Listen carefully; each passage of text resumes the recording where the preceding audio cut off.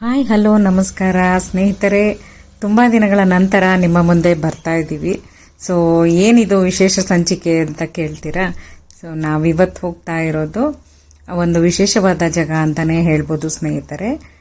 ಇದು ಅತ್ಯಂತ ಪುರಾತನವಾದ ಒಂದು ದೇವಸ್ಥಾನಕ್ಕೆ ಹೋಗ್ತಾ ಇದ್ದೀವಿ. ಯಾವುದು ಅಂತ ಕೇಳ್ತೀರಾ? ಅದು ಶ್ರೀ ಕ್ಷೇತ್ರ ವಿದುರಾಶ್ವಥ.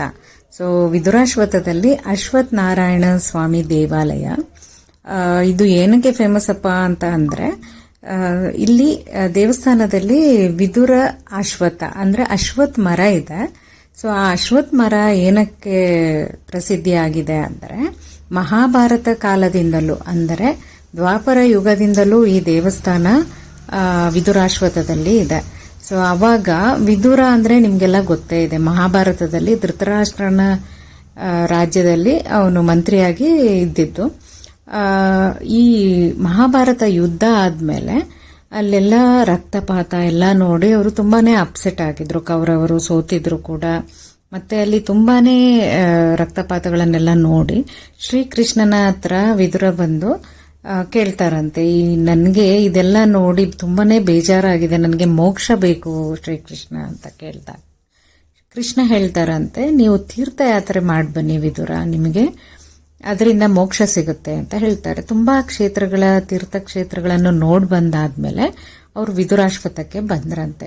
ಸ್ನೇಹಿತರೆ, ವಿದುರಾಶ್ವತ್ಥದಲ್ಲಿ ಅವರು ಮೈತ್ರೇಯಿ ಮಹರ್ಷಿಗಳು ಅಂತ ಹೇಳಿ ಅವರ ಜೊತೆಯಲ್ಲಿ ಇದ್ದಾಗ ಅವರು ಸಂಧ್ಯಾ ವಂದನೆ ಮಾಡ್ತಾ ಇರ್ತಾರಂತೆ ನದಿ ತೀರದಲ್ಲಿ.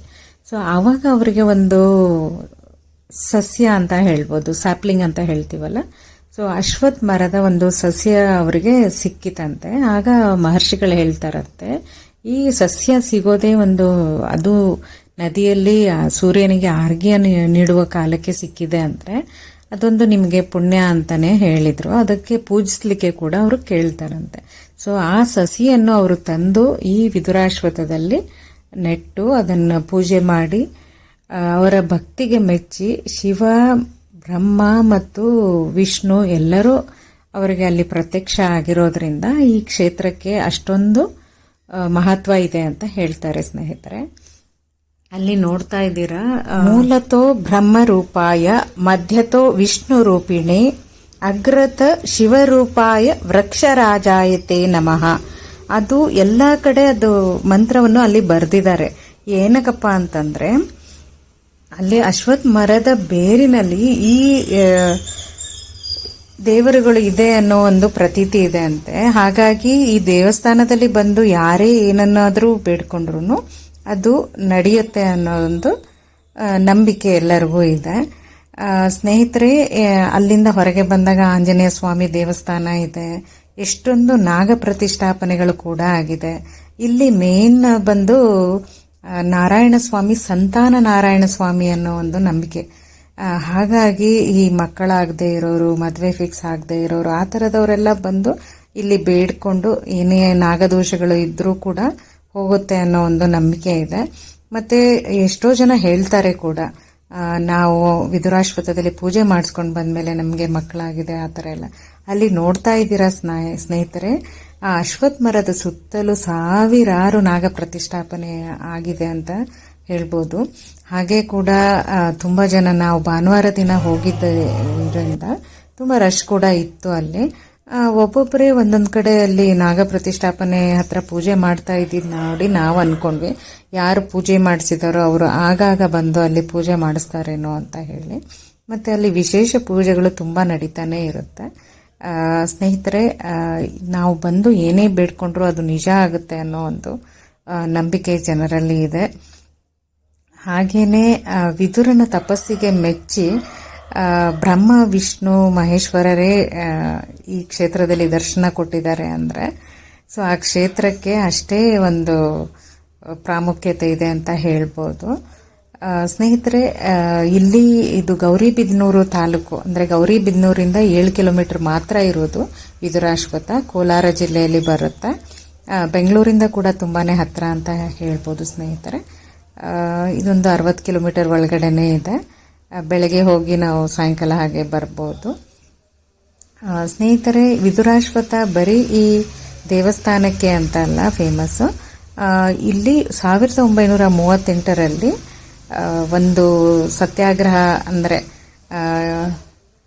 ಇಂಡಿಯನ್ ಕಾಂಗ್ರೆಸ್ ಗ್ರೂಪ್ ಅವರು ಮತ್ತು ಅಲ್ಲಿಯ ಸುತ್ತಮುತ್ತಲಿನ ಹಳ್ಳಿಯ ಜನಗಳು ಸೇರಿ ಒಂದು ಸತ್ಯಾಗ್ರಹವನ್ನು ಮಾಡಬೇಕು ಅಂತ ಹೇಳಿ ಇಲ್ಲಿ ಬಂದು ಧ್ವಜ ಹಾರಿಸಿದ ಒಂದು ಕೋಪಕ್ಕೆ ಬ್ರಿಟಿಷರ ಕಾಲದಲ್ಲಿ ಅವರು ಇಲ್ಲಿ ಬಂದು ಫೈರಿಂಗ್ ಮಾಡಿ ಒಂದು 35 ಜನ ಸ್ವಾತಂತ್ರ್ಯ ಹೋರಾಟಗಾರರು ಕೂಡ ಇಲ್ಲಿ ಮೃತಪಟ್ಟಿದ್ದಾರೆ. ಹಾಗೆ ಅವರ ಸ್ಮಾರಕಗಳು ಕೂಡ ಇದೆ. ಇಲ್ಲಿ ಮ್ಯೂಸಿಯಂ ಕೂಡ ಇದೆ ಅಂತ ಹೇಳ್ತಾರೆ. ಬಟ್ ಅವತ್ತು ನಮಗೆ ಟೈಮ್ ಇಲ್ಲದೆ ಇದ್ದಿದ್ದರಿಂದ ಹೋಗಲಿಕ್ಕೆ ಆಗಿಲ್ಲ. ಸ್ನೇಹಿತರೆ, ವಿದುರಾಶ್ವತ್ಥ ಬರೀ ದೇವಸ್ಥಾನಕ್ಕೆ ಅಂತ ಅಲ್ಲ, ಕರ್ನಾಟಕದ ಜಲಿಯನ್ ವಾಲಾ ಬಾಗ್ ಅಂತ ಕೂಡ ಫೇಮಸ್ ಇದೆ. ಸ್ನೇಹಿತರೆ, ನೀವು ಕೂಡ ಈ ಕ್ಷೇತ್ರವನ್ನು ವಿಸಿಟ್ ಮಾಡ್ಬೋದು. ಬೆಂಗಳೂರಿಂದ ತುಂಬಾನೇ ಹತ್ತಿರ ಇದೆ ಅಂತ ಹೇಳ್ಬೋದು. ನಾನಾ ರೀತಿಯ ಸೇವೆಗಳನ್ನು ಕೂಡ ನಾವು ಇಲ್ಲಿ ಮಾಡಿಸ್ಬೋದು. ನಾಗ ಪ್ರತಿಷ್ಠಾಪನೆ ಅಂತೆ, ಹಾಗೆ ಅಷ್ಟೋತ್ತರ ಪೂಜೆ, ತುಲಾಭಾರ ಸೇವೆ, ಹೀಗೆ ನಾನಾ ರೀತಿಯ ಸೇವೆಗಳನ್ನು ಕೂಡ ನಾವು ಇಲ್ಲಿ ಮಾಡಿಸ್ಬೋದು. ಸ್ನೇಹಿತರೆ, ಈ ಸೇವೆಗಳು ಮಾಡಿಸೋದ್ರಿಂದ ತುಂಬಾನೇ ಒಳ್ಳೆಯದಾಗುತ್ತೆ ಅಂತ ಹೇಳಿ ಇಲ್ಲಿ ಎಲ್ಲರಿಗೂ ನಂಬಿಕೆ ಇದೆ. ಸೊ ತಾವೆಲ್ಲರೂ ಕೂಡ ಕ್ಷೇತ್ರಕ್ಕೆ ಹೋಗಿ ದೇವರ ಆಶೀರ್ವಾದ ಪಡ್ಕೋಬಹುದು.